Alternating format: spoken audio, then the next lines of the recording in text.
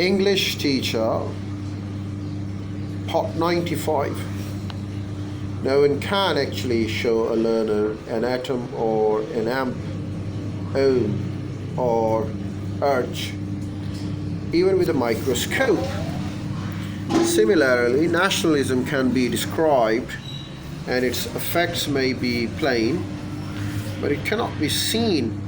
For such concepts, the hypothetical constructs connections with the observable level of experience is made only through a chain of inference. Teachers often use models and diagrams to help students make necessary inferences to acquire concepts, and analogies or instances of acts and even of their consequences might also be used. Making generalizations. Generalizations are based on concepts expressed in a relationship, but they are more complicated than their components concepts. Generalization includes rules, regulations, principles, laws, conclusions, inferences, axioms, proverbs, mottos, propositions, and hypotheses. They express relationship of broad applicability of the proverb. A stitch in time saves nine, for instance, is a generalization composed of several concepts.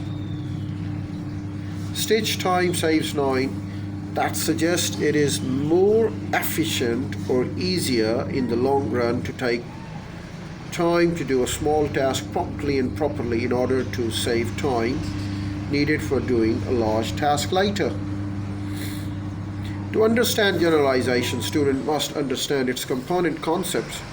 For example, to grasp the rule that water freezes at 32 degrees Fahrenheit, student must understand the concept of water, freeze, degree, Fahrenheit, or they will not understand the generalization and learning will be reduced to a process of memorizing a fact.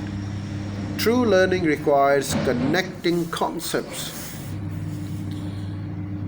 Well, we've got a case study. It's a teaching concept. Ms. Yanskay's grade 11 law class is studying law of contracts. She has told her class that there are 5 elements in a binding contract. One of these elements is consideration. A valid contract, Ms. Yansky says, must include a consideration.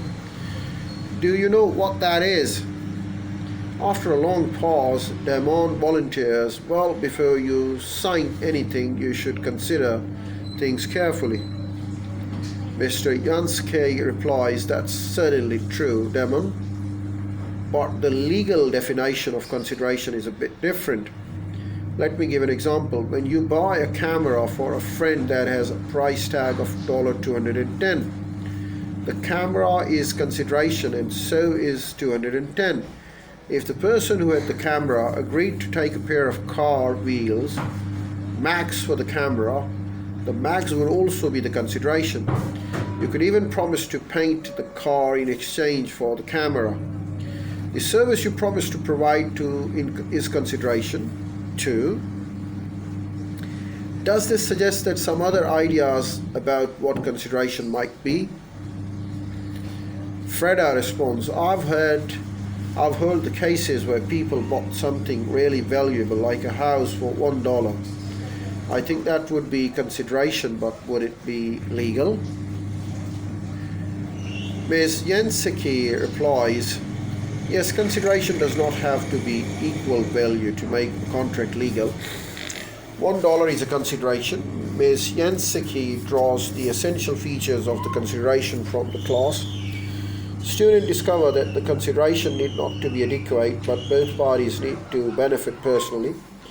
For instance, a consideration might be a promise to make a donation to a charity to stop cutting a lawn at 5 in the morning. After considering all the examples, the students define consideration.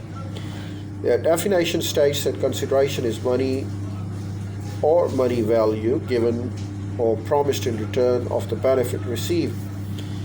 The courts will not enforce a promise to do or give something unless the person benefiting does or gives something in exchange or promises to do so.